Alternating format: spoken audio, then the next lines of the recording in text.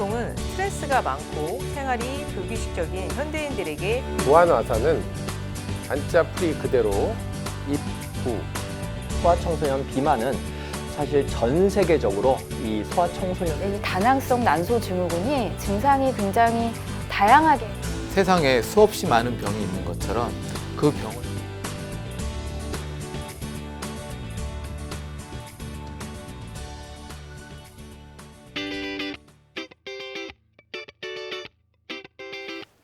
안녕하세요. 건강보감한의사 황만기 원장입니다.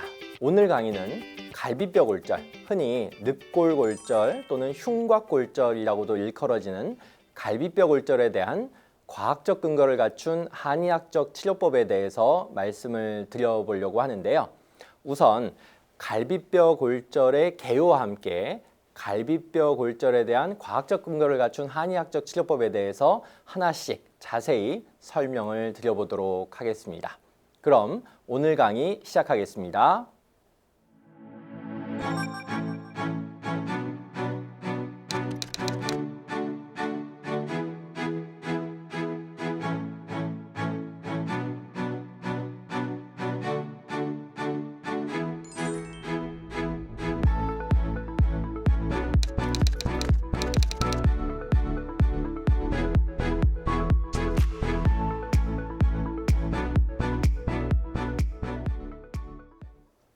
자, 우선 갈비뼈 골절의 개요부터 말씀을 드려보려고 하는데요.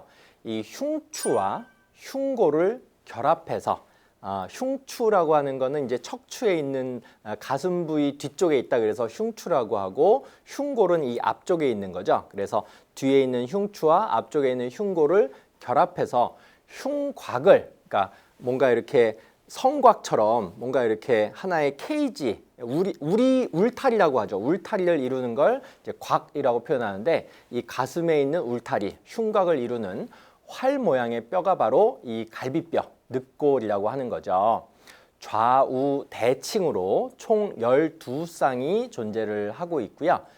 폐하고 심장, 그리고 우리 몸에서 가장 큰 대혈관, 큰 혈관과 같은 가슴 부위에는 굉장히 생명과 밀접하게 연관된 중요한 내장기관들을 잘 보호를 해주고 있는 그런 역할을 하는 게 바로 이 갈비뼈입니다. 갈비뼈는 1번서부터 7번까지는 점차적으로 길이가 길어지고요. 이후에 12번까지는 점차적으로 길이가 짧아집니다. 3번 갈비뼈부터 9번 갈비뼈까지는 전형적인 갈비뼈라고 불리고 있고요. 외견상 많은 공통점들을 갖게 됩니다. 11번하고 12번, 그러니까 맨 아래쪽에 있는 갈비뼈를 제외하고는 모두 앞가슴 정중앙에 위치한 흉골에 붙게 되는데, 대략적으로 젖꼭지 안쪽 위치부터는 연골로 변해서 1번에서 6번까지는 흉골에 각각 연결이 되어 있고요. 7번에서 10번까지는 연골 부위가 이렇게 모아져 가지고 한 개의 연골로 되어서 흉골에 연결되어 있습니다. 흉부외과 전문의들과 로컬 한의사분들이 임상에서 가장 흔하게 접하게 되는 외상 환자, 뭘까요? 흉부 타박상하고 갈비뼈 골절, 그런 환자들입니다. 흉부 외상 환자들의 약 40% 정도에서 갈비뼈 골절을 발견할 수 있다, 이렇게 통계적으로 알려져 있는데요. 이 갈비뼈 골절은 일반적으로 낙상, 그러니까 넘어져서 이렇게 부딪혀서 뭐 이렇게 쓰러져서 이렇게 생기는 경우가 많고, 또 큰 자동차 사고, 또 야구 방망이에 맞는, 그러니까 폭력 사건 같은 것에 연관되어 있을 때 이런 갈비뼈 골절이 많이 발생을 하는데요. 이 강하고 둔탁한 외부의 물리적 힘이 가해져서 이 갈비뼈 골절이 보통 발생을 하게 됩니다. 그러나 골다공증이 있는 고령자 같은 분들의 경우에 있어서는 약간의 힘, 그러니까 경미한 넘어짐, 약간의 어떤 타박 정도만 가해져도 이 갈비뼈 골절이 발생할 수 있기 때문에 매우 주의가 필요하고요. 또 굉장히 심한 기침, 그리고 오랫동안 지속된 만성 기침 이후에, 그리고 세탁기에서 주부분들이 세탁물을 이렇게 꺼낼 때처럼 가슴의 특정한 부위가 자꾸만 심하게 압박을 받을 때, 눌릴 때, 그 다음에 몸을 비틀거나 평소에 안 하던 상체 운동 아니면 골프 스윙 같은 거를 한 다음에 발생한 심한 흉통 또는 특정한 가슴 부위를 누를 때 아픈 압통이 있다면 이 갈비뼈 골절을 반드시 의심을 해보셔야 되고, 이 방사선학적인 검사를 통해서 뭐 엑스레이나 CT 검사를 통해서 이 갈비뼈 골절 여부를 반드시 확인해 보셔야 됩니다. 목욕하시는 중에 미끄러져서 넘어지거나 버스 안에서 급출발, 급정거 할 때 이 중심을 잃고 넘어지거나 부딪혀 가지고 갈비뼈 골절이 오는 경우는 매우 흔합니다. 만일 너무 잦은 갈비뼈 골절이 반복되거나 아주 가벼운 경미한 물리적 충격 이후에도 갈비뼈 골절이 왔다면 골다공증 검사도 반드시 시행해 보셔야 됩니다. 대부분의 늑골 골절, 갈비뼈 골절은 늑골 사이에 있는 근육 또는 건, 인대와 같은 염좌나 파열을 늘 이제 수반을 할 수 있기 때문에 항상 같이 치료를 해줘야 되는 경우가 많이 있습니다. 이 횡격막 아래의 늑골, 그러니까 횡격막이 여기 가운데 있는 거 아니겠습니까? 흉곽과 복강을 나누는 횡격막 아래쪽에도 이제 늑골이 11번과 12번, 맨 마지막 늑골이 존재를 하고 있는데요. 이 횡격막 아래 늑골이 골절되었을 경우에 있어서는 복통도 나타날 수가 있는 겁니다. 그래서 호흡곤란이나 기침 또는 재채기가 동반될 수도 있는 거죠. 갈비뼈 골절의 통증은 심호흡이나 기침을 할 때, 몸을 틀거나 눕고 일어날 때조차도 참을 수 없을 만큼 심하게 아픔을 호소한 경우가 많고요. 누르면 압통, 그러니까 눌렀을 때 그 통증이 너무너무 심해가지고 환자가 이 전문가의 촉진을 완전히 거부할 정도로 아우 진찰 안 받겠다고 할 정도로 굉장히 심하게 호소를 하는 특징을 가지고 있습니다. 갈비뼈 통증 자체가 너무너무 심한 거죠. 단순히 갈비뼈 골절만 있는 경우에는 다른 합병증이 없는 경우가 대부분이지만 늑골이 잘못 어긋나게 되면 갈비뼈 아래에 붙어서 주행하는 늑간동맥 그리고 늑간정맥, 이 혈관이 있는데 이 혈관 손상이 동반될 수도 있고요. 아주 간혹이긴 하지만 부러진 갈비뼈가 폐에 구조적인 손상을 주기 때문에 갈비뼈 안쪽인 흉곽 안에 피가 고이는 혈흉 현상이 발생을 하게 될 수도 있고, 폐가 찢어져 가지고 공기가 새고 그 샌 공기가 다시 폐를 누르는 기흉 현상이 발생할 수도 있기 때문에 갈비뼈 골절은 굉장히 유의해야 될 그럴 골절이다라고 반드시 기억을 하셔야 됩니다. 한꺼번에 3개 이상의 갈비뼈가 골절되면서 어긋남이 크고 통증이 심한 이 다발성 늑골 골절 또는 다발성 늑골 골절 중 한 늑골에서 2군데 이상 골절되어서 부러진 가운데 뼈 조각이 들숨을 할 때, 그러니까 숨을 들이마실 때 흉곽 안쪽으로 빨려 들어가는 이 동요흉이라고 하는 아주 합병증이 생기게 되면 정상 호흡에 굉장히 큰 지장이 발생이 될 수도 있고요. 이로 인해서 가래 배출, 그러니까 가래침 배출도 굉장히 힘들어질 수가 있고, 더 나아가서는 기도가 막혀가지고 폐가 허탈에 빠지는 무기폐, 그러니까 굉장히 위험한 상황입니다. 또는 폐렴으로의 합병증 진행이 의심될 때도 있기 때문에 늑골을 고정해주는 그런 수술이 필요한 경우도 간혹 발생할 수가 있습니다. 위쪽에 있는 1번, 2번, 3번 갈비뼈 골절은 흔하지는 않은데요.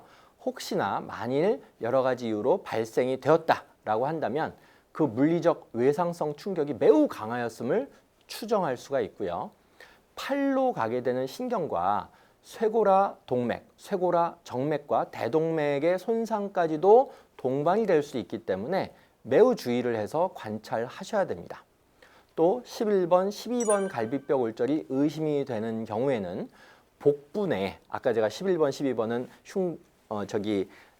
횡격막 아래쪽에 있다고 말씀을 드리지 않았겠습니까? 그러니까 11번, 12번의 갈비뼈 골절이 의심되는 경우에 있어서는 복부 내의 장기 손상도 꼭 확인해 보셔야 되고요. 우측인 경우에 있어서는 간, 좌측인 경우에 있어서는 비장 손상이 동반될 수도 있는 겁니다. 실제로 갈비뼈 골절이 발생되어 있어도 처음부터 이 엑스레이를 통해서 확실하게 갈비뼈 골절이 확인될 수 있는 확률은 약 30%를 넘지를 못합니다.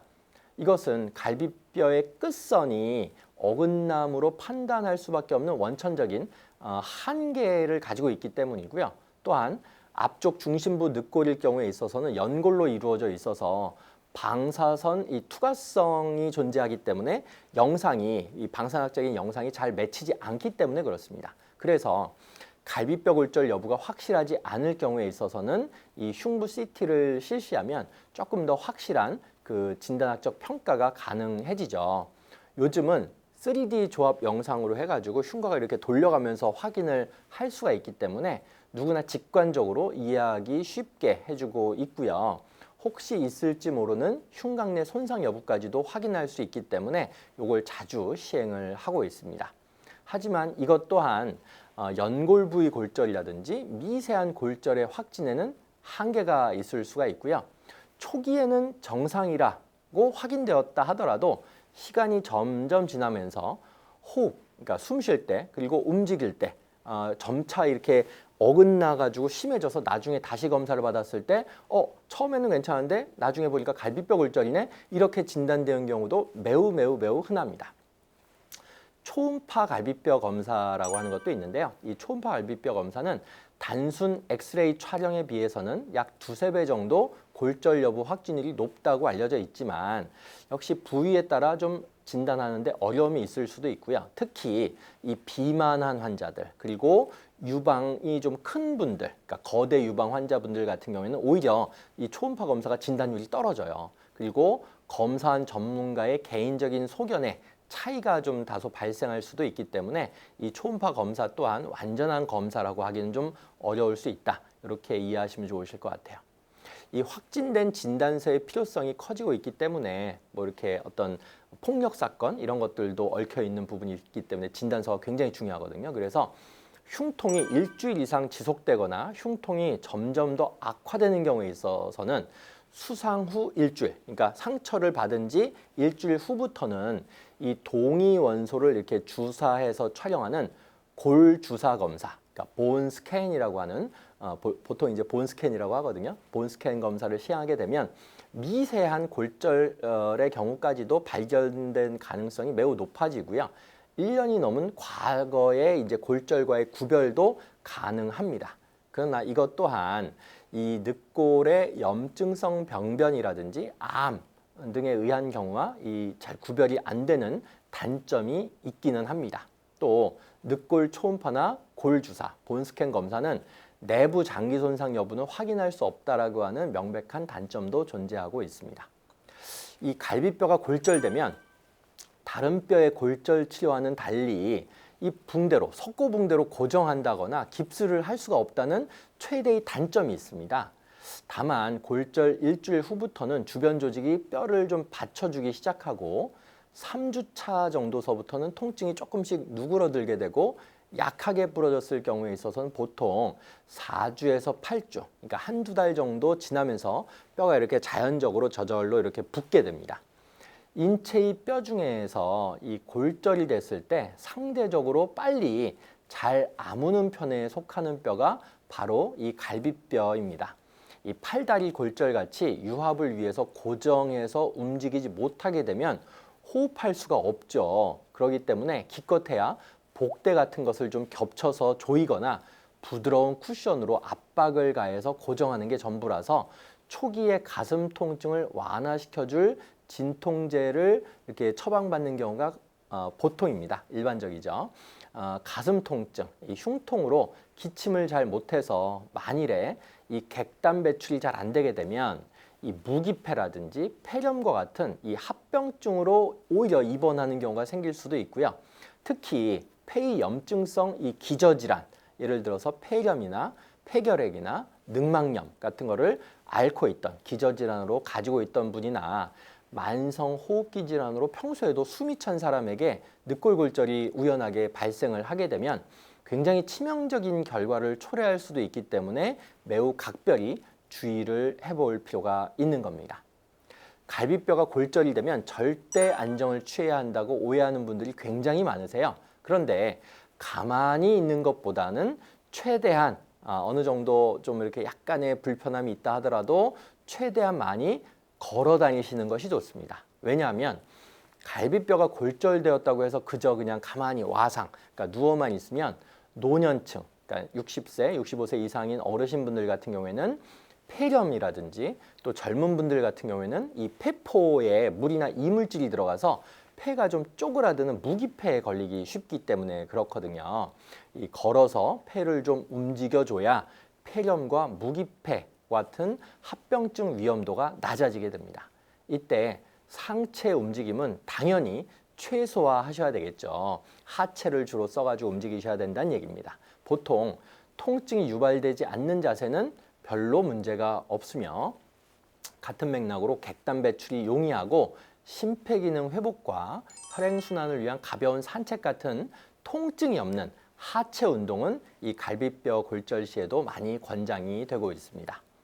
별다른 처치 없이 진통제에 안정 가료만 하면서 세월이 해결해 주기를 바라는 다발성 늑골골절이 있는가 하면 한 개의 골절로도 정말 생명에 위협이 되는 상황을 만들 수 있는 경우까지 전문가의 시점에서 보면 정말 쉽고도 어려운 게 바로 이 늑골골절, 갈비뼈 골절입니다.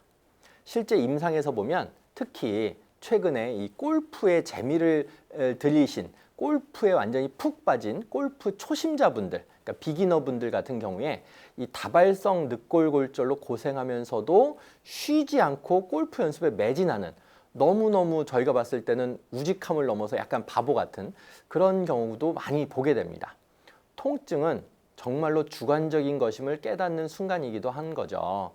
임상적으로 보았을 때에는 이 늑골골절, 갈비뼈 골절은 50세 전후의 중년 남성들의 경우에 굉장히 흔하게 발생하고 있는데요.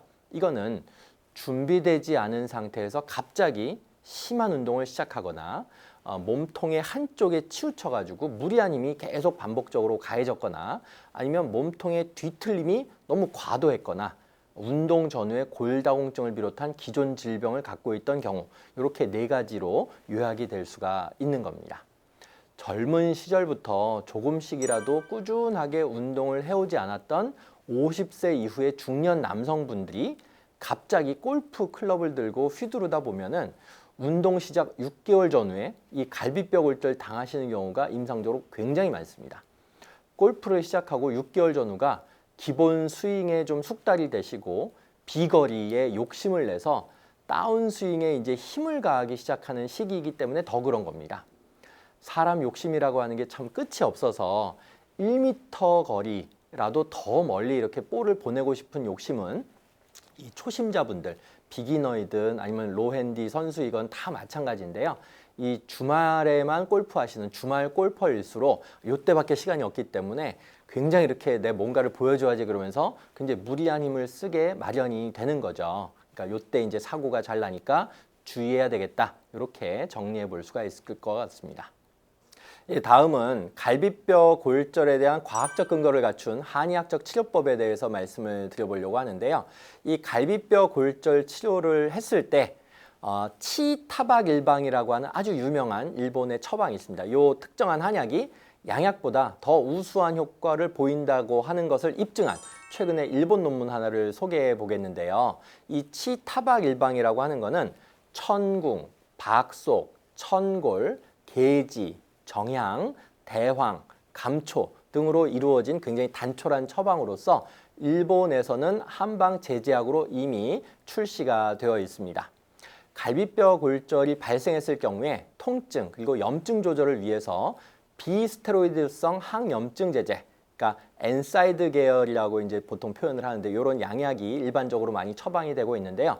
이번 연구에서는 외상성 부종이나 통증에 대한 치료 목적으로 일본에서 특히 많이 쓰여온 한약 처방인 치타박일방을 이 엔사이드 계열 양약 대신 사용해서 엔사이드 계열의 양약 적용군과의 치료 효과를 이제 비교해서 연구를 한 겁니다. 이 연구는 2009년도 1월서부터 2011년도 5월까지 약 2년 5개월 동안 3개 병원을 통해서 모집된 갈비뼈 골절 환자 170명 대상으로 시행이 됐는데요. 이 무작위로 랜더마이즈드하게 85명씩 이렇게 나뉘어서 한 군은 양약, 기존에 이제 엔사이드 계열의 약물을 처방을 했고 한 군은 치타박일방, 그러니까 양약과 한약을 각각 85명씩한테 처방을 한 거죠. 각 군에서 최종적으로 연구를 종료한 인원을 대상으로 분석을 한 결과 양쪽 군에서 연령이나 성별, 중증도 등에서 차이가 없었음에도 불구하고 치료 기간이 치타박 일방을 복용한 군에서 통계적으로 유의미하게 감소하였고 치료 비용도 역시 엔사이드 계열의 군보다 통계적으로 유의미하게 낮았습니다. 결국 치타박 일방은 늑골골절, 갈비뼈 골절에 대해서 기존의 관례처럼 사용되었던 엔사이드 계열의 양약 처방보다 치료 기간을 통계적으로 유의미하게 단축시키는 새로운 한의학적 대체약물로 사용될 수 있을 것으로 보여집니다. 이렇게 오늘은 갈비뼈 골절에 대해서 함께 알아보았습니다. 많은 분들께 오늘 강의가 조금이라도 도움이 되시기를 바라겠습니다.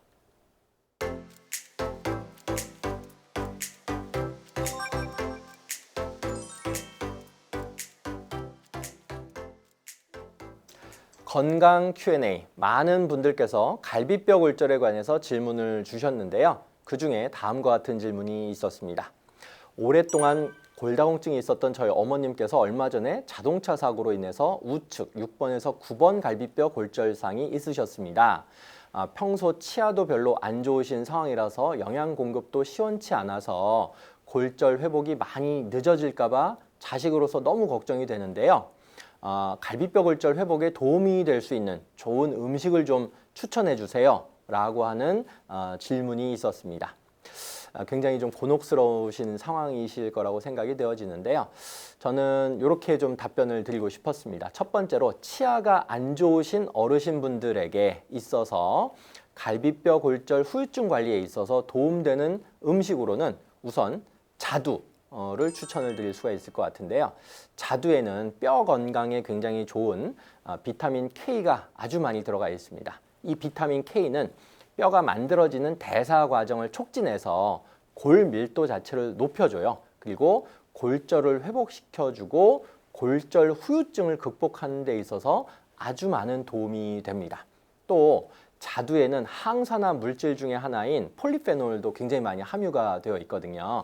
이 폴리페놀 같은 경우에는 뼈를 파괴하는 파골세포의 수를 줄여줍니다. 특히 말린 자두, 그러니까 푸른이라고 하는 말린 자두 같은 경우에는 이 국제 골다공증 재단에서 뼈 건강을 위한 음식으로 선정을 하기도 했거든요. 그래서 저는 자두를 많이 추천을 드리고 있고요.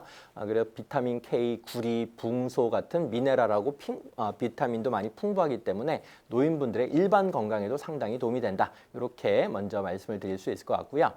두 번째는 두유입니다. 두유는 액체 성분이라서 몸에서 쉽게 잘 흡수를 할 수가 있겠죠. 그리고 소화도 잘 되는 편이고요. 일반 두유보다는 사실은 검은 콩으로 만든 검은 콩 두유가 이 칼슘 함유량이 조금 더 높습니다. 두유를 먹을 때 당분 함량이 높은 음식은 칼슘 배출을 촉진하기 때문에 단 음식은 함께 먹지 않는 것이 좋겠다. 이렇게 또 첨언을 드릴 수가 있을 것 같고요. 세 번째가 2배 빠른 골절 회복의 과학적 입증을 통해서 이미 특허를 취득한 이 특허 한약 접골탕의 핵심 성분인 당귀와 관련된 말씀을 좀 드려볼까 하는데요. 이 당귀 같은 경우에는 이미 기존 연구, 뼈세포를 증식하는 능력에 대한 당귀의 효능 연구 같은 데서 당귀가 직접적으로 여러 가지 뼈에 좋은 어떤 물질들을 생성하는 것이 밝혀져 있고요. 용량에 따라서도 당귀를 먹게 되면은 뼈세포 증식이 아주 활발하게 이루어진다라고 하는 보고가 이미 학계에 완료가 되어 있습니다. 그래서 당귀차를 하루에 한두 잔 또는 두세 잔 정도 식사 전후로 좀 드시는 것도 좋을 것 같고요. 가까운 한의원 꼭 방문하셔가지고 뼈에 좋은 또 과학적으로 임상적으로 모두 입증이 된 골절, 골다공증 치료 한약 처방을 꾸준하게 받으시는 것도 이 갈비뼈 골절 후유증 관리에 있어서 또 기력 회복에 있어서 상당히 도움이 되실 것이다 라고 정리해서 말씀을 드릴 수 있을 것 같습니다. 그리고 네 번째는 치즈입니다. 치즈는 기본적으로 유제품에는 이 칼슘하고 단백질이 풍부한데 그 중에서도 치즈는 소화 흡수율이 다른 식품들보다 높아서 이 어린이나 노인분들이 드시기에도 굉장히 적합한 식품인데요. 이 치즈에 들어간 비타민 B2는 근육 조직을 유지하고 세포 성장을 돕는 역할을 합니다. 치즈는 포화지방 함량이 또 높고요. 그래서 비만이나 고지혈증 있는 사람은 저지방 제품을 선택하는 것이 좋겠습니다.